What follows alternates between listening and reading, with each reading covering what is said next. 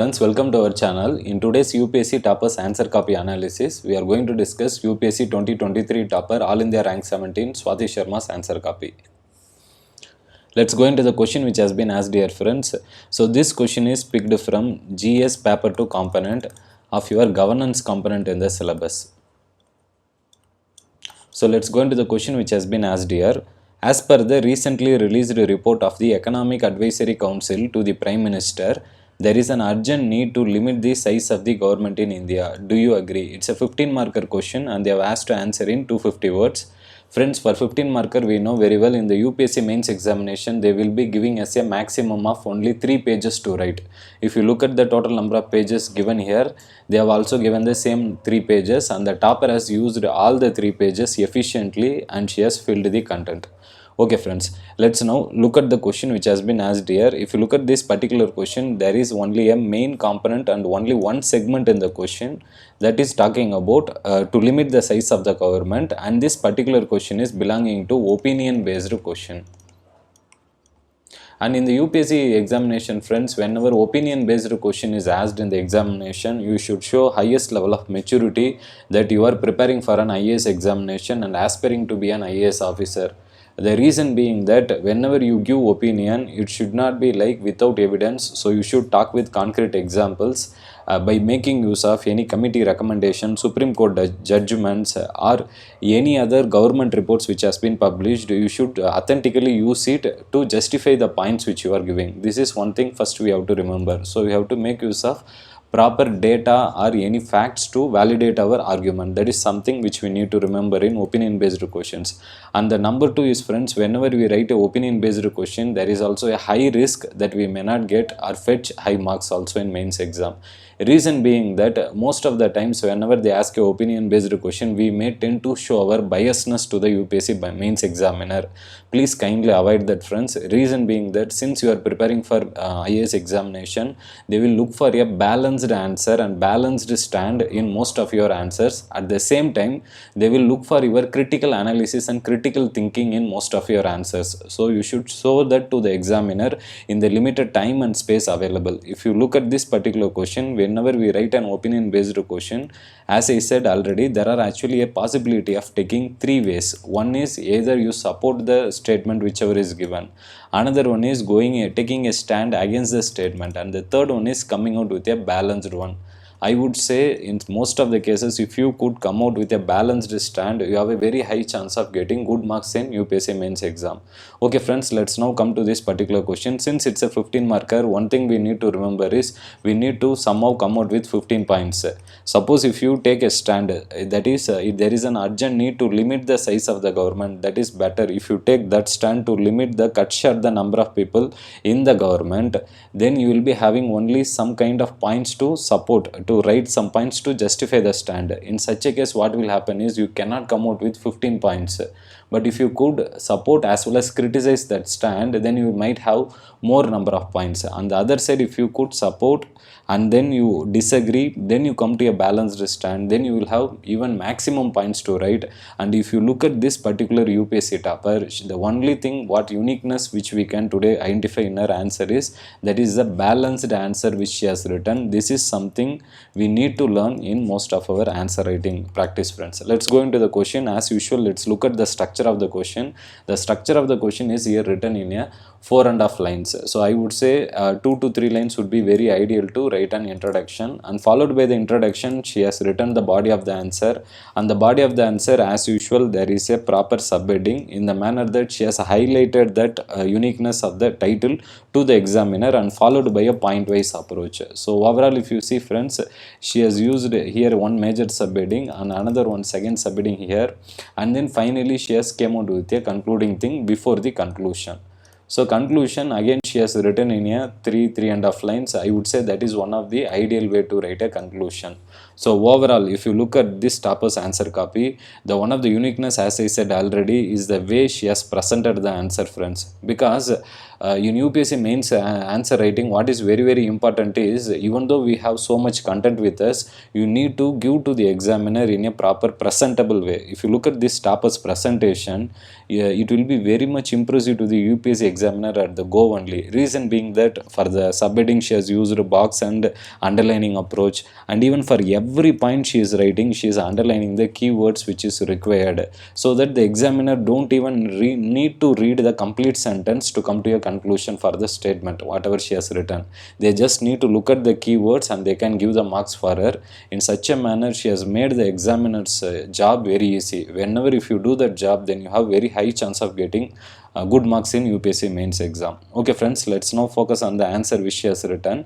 So first component of the question, if you look at it, she has taken a stand supporting the statement, that is the size of the government needs to be limited because.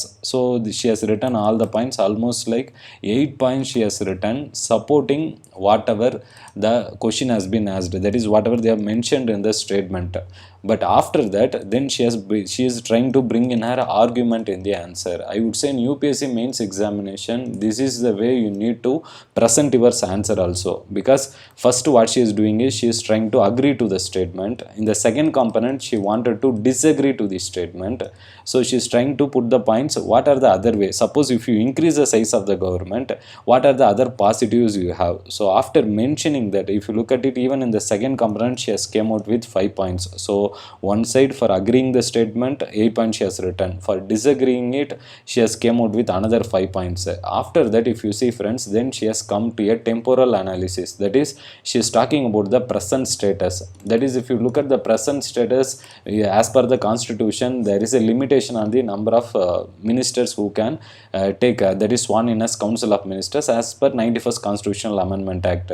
So that she has highlighted very clearly, and she is trying to come to a balancing stand before coming to the conclusion. Reason being that in the first component she completely agreed, second component she disagreed, the third component she is trying to come to a manner that what is the present condition and what can be done, that is a way forward. So she is trying to come out with 2 points for that, and then followed by a conclusion. I would say this is one of the beautiful way to present a question whenever UPSC examiner is giving you a directive call, do you agree? Please note it very clearly friends. The same presentation you can repeat in your answer writing style also. Whenever they ask you a statement asking you to agree, please try to first agree to the statement, write some points regarding that, then disagree to the point whatever they have been mentioned, then try to come to a balancing stand, and then try to tell what is the present status and a way forward, and followed by a conclusion. This is one of the wonderful way to present and respect the directives as in the question. I would say that is always one of the unique quality of UPSC toppers for doing that only, that is for giving in a various dimensions and even coming out with a different kind of structure in her body of the answer. She will be getting 1 mark extra, which most of the other UPSC toppers will not be getting it. Not only that friends, if you look at the content which she has written, if you look at it, she has not used any fancy words at all, but even then she has used some technical words, like, because whenever you read governance, there are some key words or technical words like accountability, responsiveness. All these words should be repetitively used in those kind of governance questions, which she has also done. If you look at it, the governance based or polity based, some kind of normal jargons, you should not use high-fied jargons. See here friends, she has used very simple words whichever she has highlighted, but there are some key words also like concentration of power and accountability. These are something which will be directly attracting the eye-catching moment for the examiner, and they will tend to award more marks for such a candidates.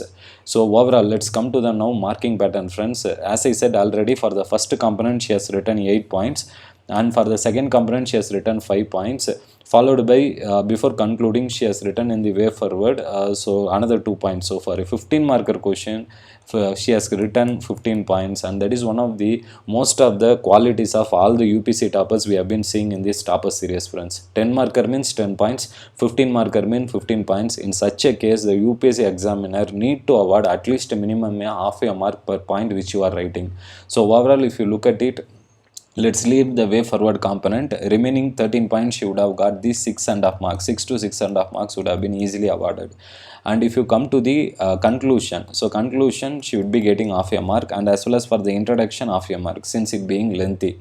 So overall, in this particular question, if you look at this topper friends, she has got in the introduction and conclusion 1 mark, body of the answer 6.5 mark, followed by the way forward or the temporal dimension which she has added to this component, she has got another 1 mark. mark. So overall she got 6 plus 1 plus 1, that is 8.5 marks she has got for a 15 marker question, and I would say that is also one of the top mark which we can fetch in the UPSC mains exam for a 15 marker. And one of the important thing why this topper is able to give such kind of extraordinary answer is she is also coming from a political science background, optional. So what we need to do is, friends, whatever optional background you come in, don't worry about it. Try to present in your answers such kind of respecting the dimensions so that you have better chance of getting good marks in exam.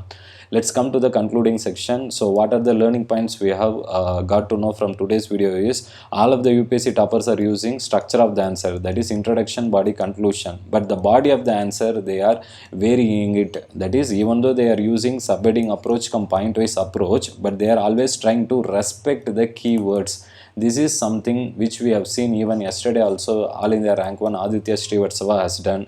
So this is something which we need to learn again from All India Rank 17 Swati Shri, because her answer writing technique is also extraordinary when it comes to GS paper 2. So let's try to learn the best answers of the UPSC toppers and try to incorporate those techniques in your answer to fetch maximum points, friends. Not only that, friends, as I used to repeatedly say, whenever you write polity or governance topics in exam, you need to necessarily present articles, constitutional amendments or Supreme Court judgments in your answer.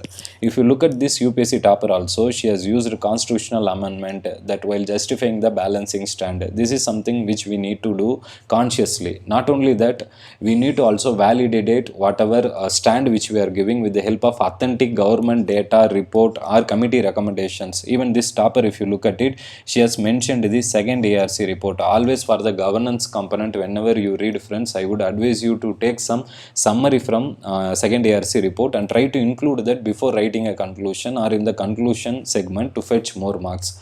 And as usual, underlining keywords and subheadings or giving the subheading in a box approach is one of the most of the common qualities of UPSC toppers. So I hope today's topper series was most useful to you. We'll again meet in a new series, friends. Thank you.